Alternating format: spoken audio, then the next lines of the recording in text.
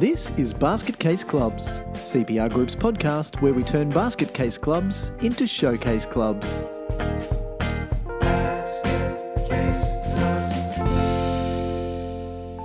Hello everyone and welcome back to Basket Case Clubs. My name's Michael Connolly and it is my pleasure to be your host for this episode. Joining me as usual on our trip down basket casey goodness is Steve Connolly. G'day Steve, how are you? Pretty bloody good. I've missed you though. It's been a while. Yeah. You know, in the intro, I was thinking, so when I do the intro this morning, I'm gonna have to say, and introducing my brother as always, who will say that it's been a long time between drinks or something to that effect, is Steve Connolly. Yeah. See, nobody would notice, Steve, that it's been a little while between episodes. Oh, yes, they would. Okay. Oh, yes, everybody does. Everyone sits there rocking backwards and forwards in the fetal position, crying, saying, when will there be another episode? When will there be another episode? Well, ladies and gentlemen, here we are. Hooray. The funny thing is, it's kind of like we stopped mid-sentence as well, because you remember that we're in a series at the moment, a club planning series. So we've probably got people who've gone, great, let's get into it. They've done their big why. They've then thought about how to convert that to a mission and vision and value statements that aren't just those Ben and Jerry's words on a page type crap that so many clubs have. And then they've gone, great, what's the next step? Waiting. And here we are, ladies and gentlemen, back again, back on the Basket Casey train. They're waiting with bated breath. So does that mean that they're eating bait and then they'd have really bad breath? What that means? Do you know, it's only really recently that I actually Googled this, and it won't surprise you to know that it's spelt differently for all of our avid listeners, from baited as opposed to baited. But yeah, it means something that wasn't very exciting and certainly not as interesting as people eating bait. So I omitted it from memory. So it's B-A-T-E, right? B-A-T-E-D, yes. Probably from the same Latin root as the word abated. Or anyway, there's something for you all to all go and look up on Wikipedia. In the meantime, we might have a bit too long, between opportunities to talk smack and call it work. In the meantime, we might start talking about club planning again. So typically the club planning process goes a little bit different to the way that we do it. The club planning process often starts with the situational analysis. So yes, doing the mission, vision and values, but starting with the mission, vision and values. And you'll remember that we didn't. We started with understanding your big why, and that question, why, what sort of a club are we, to really understand why we exist. Are we an elite club? Are we a performance club? Are we a community club? Are we a feeder club? Obviously we're a sports club, but then where do we fit in the marketplace? Sorry, just quickly on the knowing your why. It's interesting, not only in the world of sport, but also in the world of business, how few organizations deeply understand that.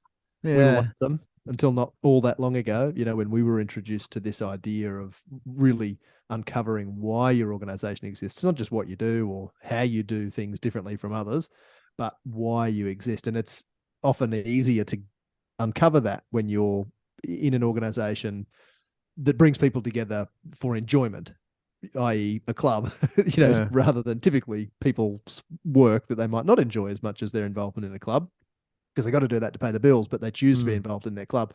And often, certainly through our experience, it can be far easier in a club environment, a volunteer environment, to uncover why an organization exists by simply asking the people involved in the organization, why did you get involved? Yeah. And you can, those light bulb moments are pretty frequent in planning workshops, certainly those that I facilitate. I'm sure it's the same for you, where, you know, you only have to ask the right questions and all of a sudden people start to understand this reason that they exist a whole lot better. Yeah. Yeah. And not only why they joined, but why they stayed, why they keep coming back. Even more important. Yeah. So you remember the saying, Steve, live life on purpose? Have you heard that? I don't know who it's attributed to begin with, but it makes perfect sense in this context as well, because if you do run a club or a business, as you say, that isn't on with a very clear purpose in mind, you might be successful, but you're typically going to be successful for a short amount of time. You're far better off having clarity over why it is that you exist. So what it is that you're trying to achieve, not just what it is that you're trying to do. And that's what we talked about, the difference between what's written in your constitution in the objects or objectives and the big why statement.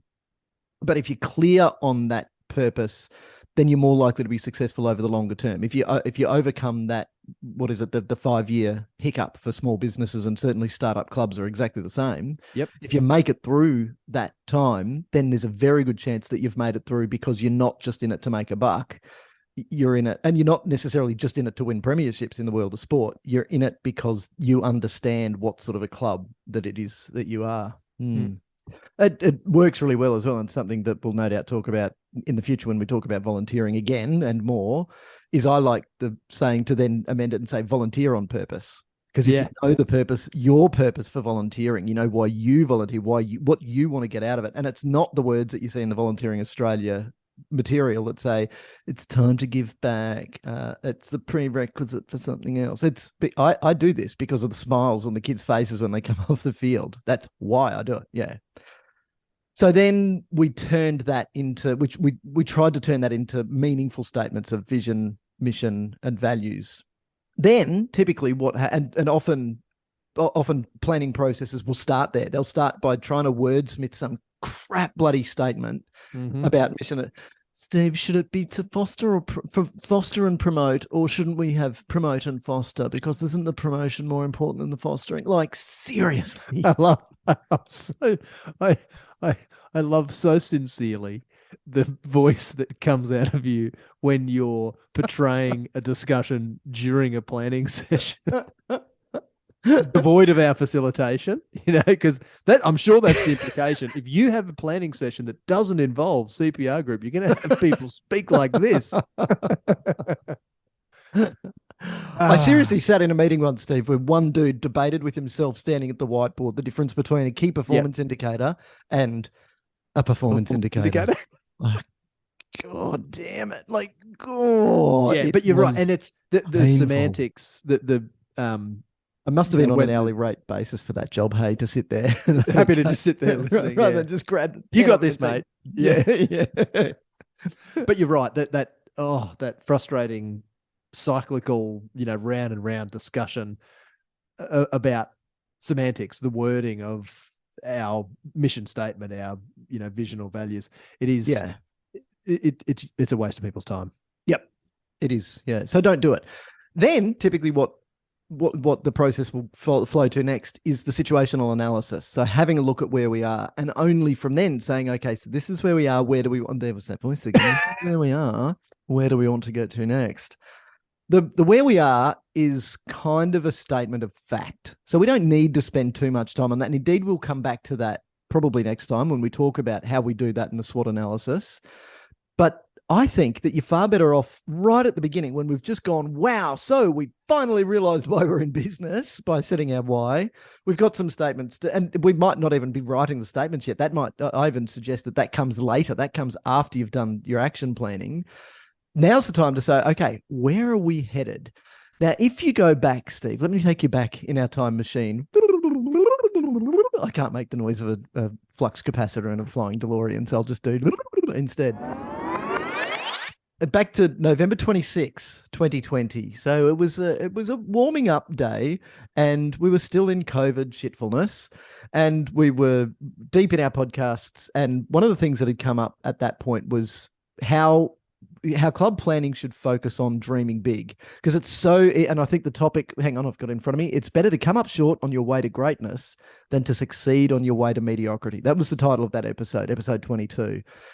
And what we talked about then was, if you're going to come up with goals, why not come up with really, really big goals? And that's what we're up to now in the planning process, is to come up with significant goals that are going to push you. So there's 3 types of goals that I talk about, Steve, and you'll probably, these will probably resonate with you. The first one are just goals that are what I call doable. These are things that we can do right now. We don't have to change much. We don't have to have more resources. We don't need to be more resourceful. We can just do this stuff. It's stuff that we've already got the capacity and the resources to do. We've just got to not suck. We've just pretty much, isn't it? If we're already not sucking, keep not sucking. Yeah. Keep not sucking. I'll keep applying the technical terms. The vernacular. Yeah. Okay, yeah, the technical terms. Thank you for that. Keep not sucking. The next one is what is commonly known as a stretch goal. And typically that's where people end. But there's one more on top of that we pushed towards in episode 22. and I can't remember if we used this terminology because I didn't do my homework. Sorry, teacher, I didn't do my homework. I didn't go back and listen to episode 22 again. But hopefully I still talk the same shit that I did all 2.5 years ago. So number 2 is the stretch goal. So the stretch goal is something that, okay, we can do this, but we're going to have to push ourselves. So we're going to have to get more resources, or we're going to have to be more resourceful, or we're going to have to build our capability or our capacity somehow to be able to do that. But there's really no question that you can do it. The third one goes beyond that, and it's kind of a stretch goal on steroids. And it's what I call a possible goal. So possible means, okay, that is possible for somebody to do, because I've seen a club do that, or I've seen a business do that. We can't do it. We just don't have the people. We don't have the resources. We don't have the money. We don't have the know-how to do that. But somebody else has done it. That makes it possible.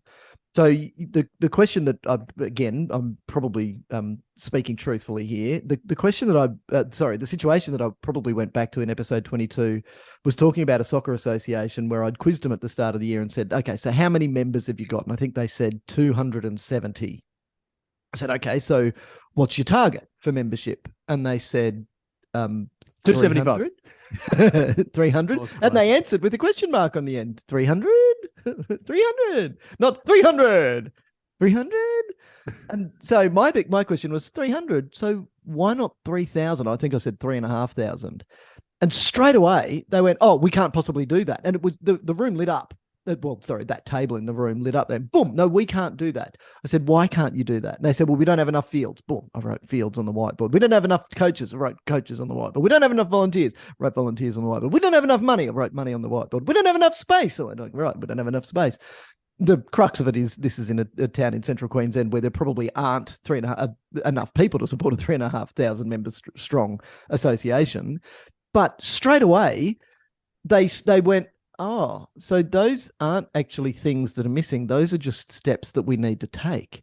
So as soon as you removed the barriers to their strategic thinking, they were already doing it. But just by asking why can't you do it? Boom, they came up with the answers of what they would need to get. So we'd need more money. Then what's the next question? How do we get more money? So to take this discussion to another level, Steve, what I wanted to do is not just focus on the thinking big, and it's okay to think big because you're better to come up short on greatness than succeed with mediocrity, and to say that there are some people, and this has been a challenge that's been leveled directly at me and maybe against you, I'm not sure, from, shall we say, some less strategic thinkers. And you've got to realize that every committee will be made up of all different types of personalities, and some of them need to be very strategic thinkers and really, really out there and love the thrill of change and the uncertainty of what tomorrow may bring. But there are others, there should be, and there typically will be, others on a committee who are far more reserved, to the point of being fearful of change and having a really, really strong need for certainty in their lives. So this is now to say, how do we strike the balance? And so a really good goal will be one like that says 3,500. That might not be, however, contrary to probably the message that we're trying to get across in episode 22, that might not be the goal that you write down in the plan. The goal that you write down in the plan does need to be a goal that you can achieve within the time frame of the plan. So if we're talking a 3-year plan, what is reasonable, and given our level of resources and resourcefulness and all of the above, what can we do, and how hard do we want to push ourselves in this particular area? Because if you've got goals on a range of different topics, or planning pillars, if you want to call them pillars, then membership might be one goal, but you might have another goal for facilities. You might have, or other goals for facilities. You might have other goals for volunteer recruitment and volunteer development. So it's not just one. So what's the priority that we want to put on membership growth? And what are the other things, what are the other pieces of the puzzle that also need to be lined up before that can fall into place? So starting with that really big goal might be, okay, in 15 years' time, we're going to be a 3,500 member strong association. Great. Now, how do we break that down? And this is the point for today's episode, is how do we now break that down into year by year or chunk by chunk goals? So it might be, all right, well, if 15 years is 5 3-year plans or 3 5-year plans, depending on your planning horizon. And by the way, I would typically suggest 3 for clubs, because in 3 years, either you've done everything in the plan, or you've done everything in the plan that you're going to do anyway. And the world changes so much in 3 years. And how many committees is that? So by 3 years, it's typically time to redo it. So that's 5 planning horizons in there. What do we need to do what do we need to be doing in each of those planning horizons? So we're chunking down a big goal and creating smaller goals within that, but they're still goals leading to the bigger picture. You remember us saying most people overestimate what they can do in a year. And I'm absolutely guilty of that. When I started in this job, particularly doing lots and lots of strategic plans with clubs, I used to think that I could fix every problem in a club in a year. Now I realize that I can't even identify every problem in a club in a year. And by the time the next year comes around, there's a lot of new people. And guess what? New problems. But they underestimate what they can achieve in a decade. So when you take that longer term planning horizon and you look into the future, don't underestimate it. And it's because, when we talked about marketing, and I think I used the analogy of a freight train or a car, with its inertia, when it's stopped. Inertia is the tendency of an object to remain in its present state of motion. When your planning is at 0 kilometers an hour, you're stopped. It's very hard to get it going. And that's certainly true with marketing. But you ramp it up and you commit to it for 3 years, then after that time, the effort that you need to keep the train going is very, very little. It's just powering along under its own momentum. Then its inertia is moving and it has a tendency to stay moving. And so you just need to feed it a little bit at a time and it then keeps rocketing on. So that's exactly the same with what we're talking about here. You don't underestimate what you can achieve over the long term. And then all you need to do is say, okay, well, if that's what we want in this planning pillar to have 3,500 members, what do we need to be getting to by the first 3 years? And the first 3 years, given that we're not actually moving yet and we've got a whole lot of other pieces of the puzzle to get lined up first, guess what? The goal that we might put in the plan for the first 3 years might be 300. Because of all of these other things, but then you draw a little line in this web that goes between everything in the plan, and it says, but we also need to have a coach recruitment and development program. We also need a facility plan and a facility development program, and a volunteer recruitment plan and a volunteer development program. So these are all things that start. But then once we've got those in place, then the jump for our next 3-year plan that we'll be doing in 3 years' time could be from 300 to 500. So that's then a big difference. But we've laid the foundations and the infrastructure for being able to grow that much. And then it might continue to grow from there. But over 15 years, that's 5 plans. That you've got a lot of opportunities for growth there. And okay, well, how do we get more fields? Do we have to build them? No, because there might be other fields. There might be amalgamation opportunities. We've talked about amalgamation on the podcast. There might be amalgamation opportunities, consolidation opportunities, streamlining opportunities to be able to consolidation, to be able to get more organizations into one, so that we're operating out of multiple facilities. So there's so many opportunities, but you've just got to start with that big picture and then break it down into those 3-year chunks. And what I'm thinking as you're talking here is that a lot of our listeners might be listening with a degree of disagreement. This is all well and good for that club, in that location, aiming for that number of members. But I think it's important just to point to the fact that we're not only talking about goals here to grow membership. And even if we are talking membership, you might be, as an organization, better placed, rather, because we work with a lot of organizations that are at capacity in terms of the number of members that they accommodate right now. And for whether it's a strategic decision or for any number of other reasons, they might be a club that says, we don't want to grow, but maybe we want to attract a different type of membership, or maybe we want more members in a certain category of membership rather than a category which we've currently got a lot of members in. But again, we're not only talking about membership goals here. So I just thought that a really good way for people to think as they're listening through what you just talked through is to, wherever their mind goes in their club, to think, yeah, sure, setting big goals is great, but it couldn't possibly apply in this area of our club.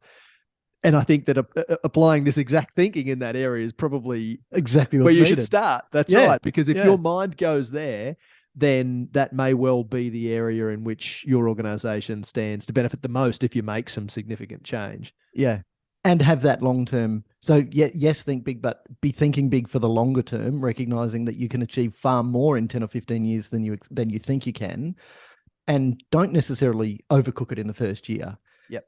And then that breaks that. So the next logical step is, and this is obviously when you get into action planning, and we'll talk about that when we get to that episode, is just then write down the steps that you need to take to achieve that first goal. And then what you've got, because you've got the big picture, the long-term picture already painted, you just need to look up every now and again and go, yep, still on track. And then keep toiling away. But you know that the toiling you're doing is toil of value and not just churning or spinning the wheels for no value. It's taking you towards that bigger picture goal. And this is why it's so important, and why in the last few years, we've really started to complement the strategic planning process with the action planning process, that, as you say, that we'll talk through in an upcoming episode. Yes. So there you go, Steve. That's what I think is the most fun part of a planning exercise, is looking into the future and literally painting that picture. And by the way, if you struggle to come up with good goals, literally try drawing a picture. Now, again, people are going even if you think you're a crap drawer. Oh, but I can't draw, Michael. I don't know what I'm doing. Is that a better voice? I don't know how to draw. Everybody knows how to draw. You go into a kindy, Steve. Go into a kindy. Vori's at kindy now in daycare. You go in there, and for the kids who obviously of an age where they can talk, and say, put your hand up if you can draw. How many hands go up? 100%. Every single one. Take exactly the same cohort, and 13 years later when they're in grade 12, ask them the same question: who can draw? And they say, oh, not me. And they'll point to the one kid who's good at art and say, oh, they're the drawer, they're the artist, get them to draw. Sugar, everyone can draw. So stick people are fine. Yes. And it's amazing once you break down that barrier, the creativity that comes out. Okay, yeah, the pictures aren't going to go and replace a Rembrandt in a museum, an art gallery, but they are still so telling. They still really capture because a vision is called a vision because we should be able to see it, remember? So yes, so literally draw the picture. So thank you, Steve, for joining me on this journey of Basket Casey goodness and talking about strategic planning again. We will continue next time. I think we're up to the SWOT analysis next time, but we'll be talking about how to actually make the bloody thing useful and not what I read in a guide somewhere. The SWOT analysis, the crap that we write on butcher's paper, stick on the wall, and then let it look at us for the rest of the planning session while we don't do anything about it. So that's all we'll be focusing on next time. Thank you to Jess, of course, our lovely producer and editor who makes us sound spectacular. If you're not already following us on social media, make sure you do so. Sign up for our newsletter at cprgroup.com.au. And as always, you can continue to contact us with other ideas for new series or new episodes that you'd like us to do. And Steve, thanks. I look forward to chatting strategic planning with you again soon. Soon. Look forward to it. My pleasure. See ya.